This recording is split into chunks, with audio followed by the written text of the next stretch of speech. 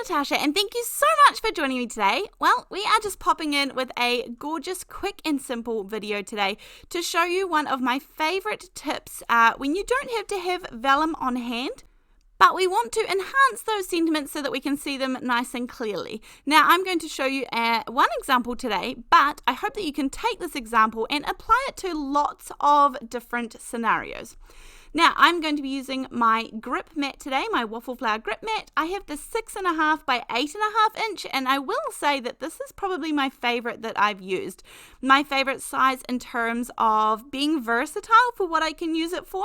But today I'm simply using it as a grip mat to hold down my paper.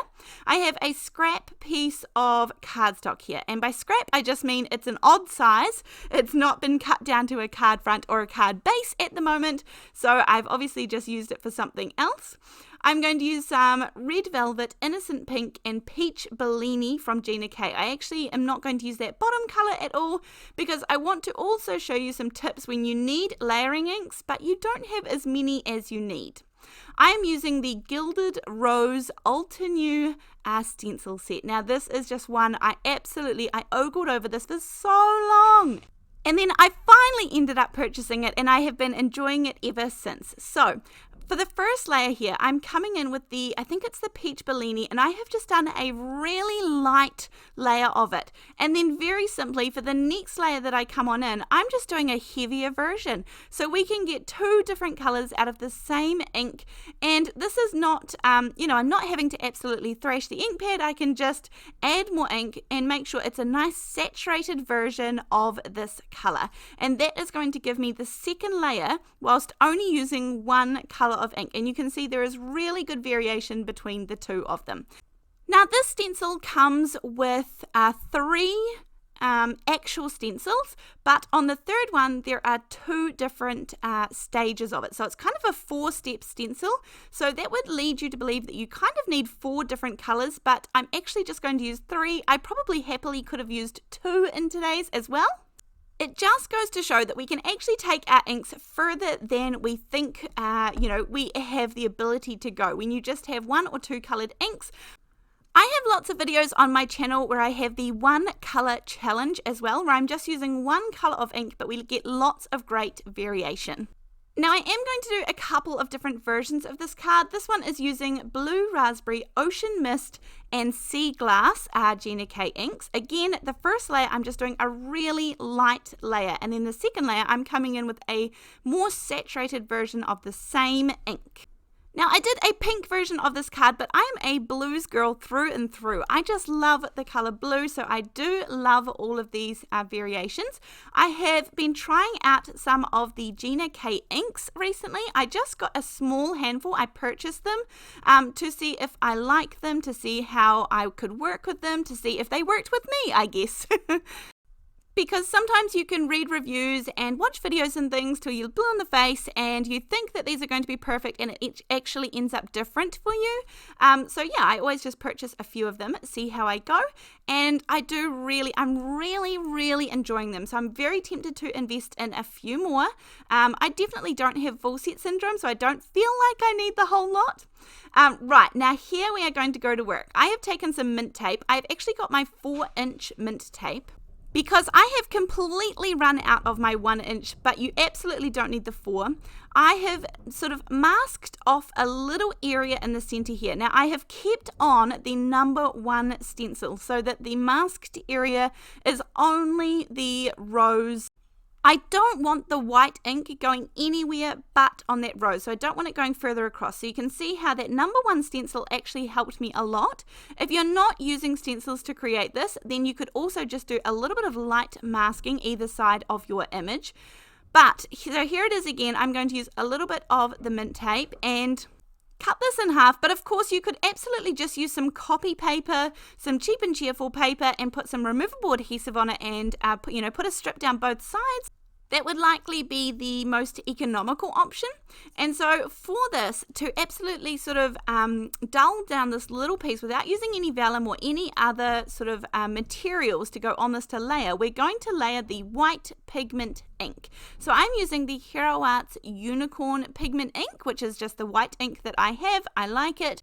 But of course, any white ink is going to work. Give it a go. Make sure your ink pad is nice and juicy. Now, what I do is I actually use a little makeup sponge to apply it, because I don't want to, like if I were using a dauber or a domed foam blender or something, I don't want to contaminate my white ink pad. So I'm really careful not to do that.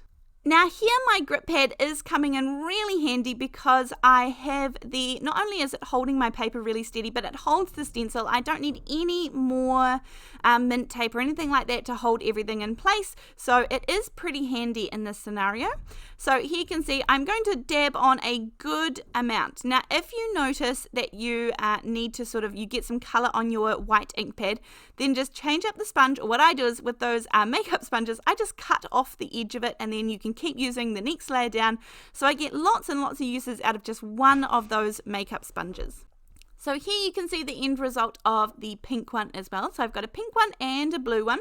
And then I'm going to make some simple but gorgeous sentiments. There is one die that I have been absolutely loving at the moment. As usual, I am going to put some double-sided adhesive on the back of my white cardstock. But here is my current favourite, the Waffle Flower Print and Script Thank You dies. I know this comes in a print and script happy birthday as well, but I'm loving this thank you one. I've made a lot of thank you cards for the end of the season here. Now to give these word dies a little bit of an ombre-ish look, I'm going to come in with a light layer of the ink to start with, and then I'm going to bring in a slightly darker colour and just sort of sponge back and forward there. These are my favourite brushes at the moment I'm using. They are kind of like a sponge, I guess. They are not like bristles. They're not a brush. They're like a foam pad, I guess, maybe.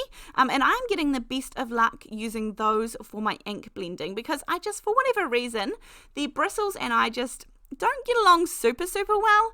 But anyhow, this is what's working for me, so I'll stick with that. I have cut down my blue rose quite significantly, I guess. I could have used a gorgeous die as well, but I don't really have many square dies that have sort of like, piercing or stitched or something around the edges, so maybe that's something I could look into in the new year.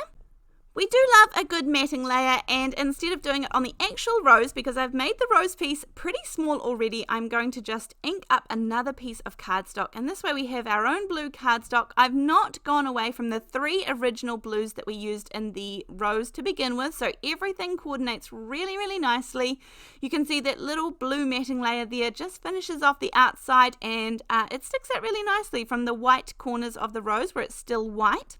I add some double-sided tape to the back of all of that we've created, and this is going to go onto a plain white card base, because that way all of our little blue matting layers and things will stand out just perfectly.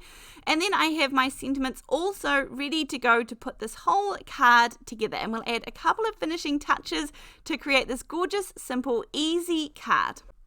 Now, when adhering our sentiment there, which I have off to the left, you do want to make sure that your white ink is completely dry, because remember we have the double-sided adhesive on the back of those words, so it's going to make it really easy just to peel off that layer and be able to stick these down on.